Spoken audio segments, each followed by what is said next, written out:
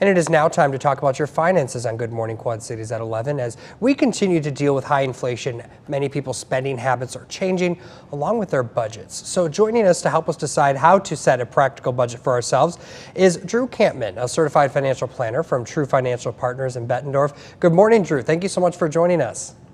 Good morning, David. How are you today? I am good. Thank you so much. And I think the first question that we need to answer is, what is a budget and why is it important?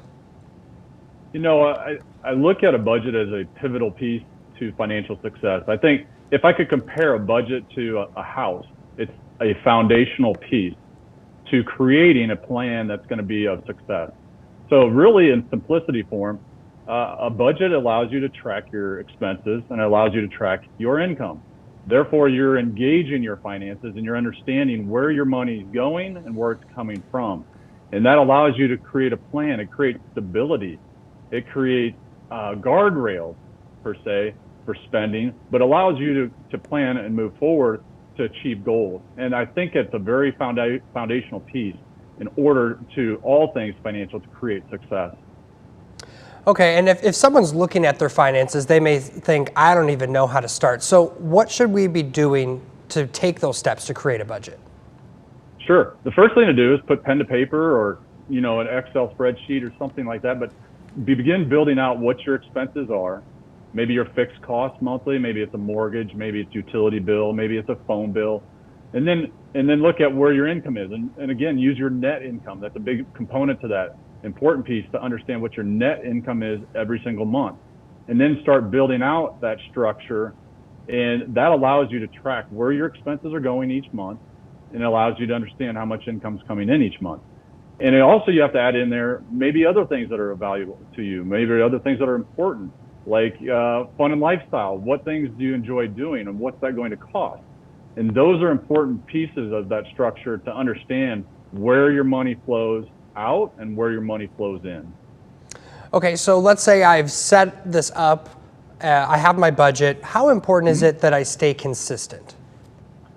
Well, I think a budget is a living, breathing document. It's going to change all the time because, as you're aware, you know, as inflation has put a real dent in a lot of folks' monthly income expenses, it's important to address that each and every month. Maybe it's multiple times a month, but that way you're engaging your budget. You're actually forced to look into, where is my spending habits going? How much is that changing each month? And how much do I have left over for the things that I enjoy doing? And you talked about it being a living, breathing document. So how often should I be reviewing that budget? The more often, the better. For example, for me, I look at it probably every week because I want to see what expenses are changing, how much they're changing, and therefore I'm able to adjust my spending and per se those guardrails that I mentioned earlier, that keeps you within your budget spending. See, a lot of people shy away, I think, from creating a budget because they feel as though it's going to put restrictions on what they can spend. But in my opinion, it actually creates freedom because then you're aware and you're engaged in where your money is going and what it's costing you to do the things you enjoy doing. And if I'm, again, new to budgeting, should the budget be something that just focuses more on my here and now goals or something that can look more long-term? Well, as I mentioned, it's a foundational piece to all things financial.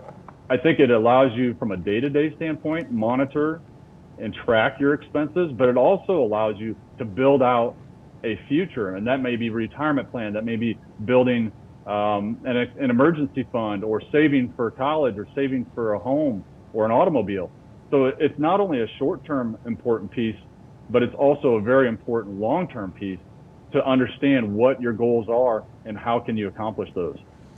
And what role would a financial advisor such as yourself play in someone's budgeting? Well, I often use the term and tell most people, you're the captain of your ship, I'm just your navigator.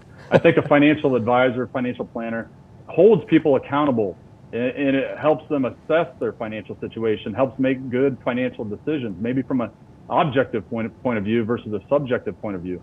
But I think someone like me makes a good team or teammate to track and monitor not only your current spending, but what are your future goals and objectives and how to accomplish those goals and objectives.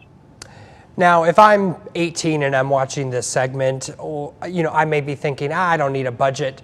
Or maybe I'm older and I feel that, I'm fine, I still don't need one. What age would you say someone should be having a budget at? Well, that's a great question. I don't think it's necessarily an age-based decision on when to create a budget. I think it's anytime you start having income coming in, maybe your first job, maybe you're 18 years old and you have your first job. I think you should be budgeting. If you're approaching retirement, you should have a budget because you need to understand how much money is coming in and how much is going out. Therefore, you can achieve those goals and objectives that you have. Drue Kampmann with True Financial Partners in Bettendorf. Thank you so much again for joining us today. Excellent tips. Thanks, David. Have a great day. You too.